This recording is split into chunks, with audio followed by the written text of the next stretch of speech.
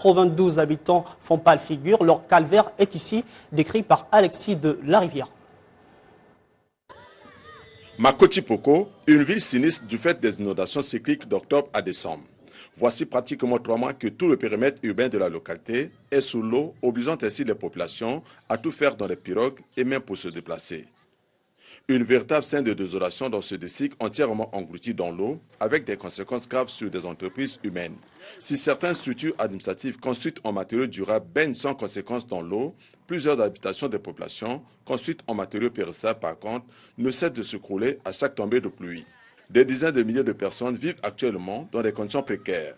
Visiblement, ces populations qui ont tout perdu et même des animaux domestiques malnutris ont besoin d'une assistance humanitaire d'urgence. Ces genres d'inondations ont ravagé les plantations. Les bêtes, il leur faut à manger. Ils n'ont plus de maison, les gens vivent sur les étagères. Faute d'espace exondé, ces populations ont érigé des vérandas de fortune et essaient d'organiser tant bien que mal la vie quotidienne sur ces étagères. Les inondations ici ne frappent pas que le centre, mais toute la contrée de Makoti Poko.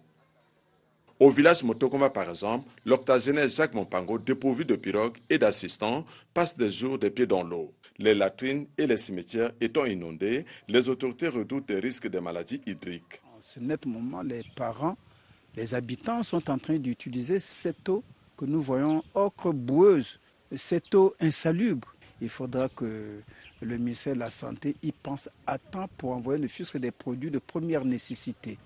Autrement dit, on risque de vivre des situations assez difficiles. Ces populations sinistrées n'ont qu'un seul appel à l'endroit du chef de l'État congolais, Denis Sassou Nguesso. Pour nous, le président de la République est comme notre Moïse, notre Dieu. Nous attendons toujours qu'il réalise ce qu'il nous avait promis. Situé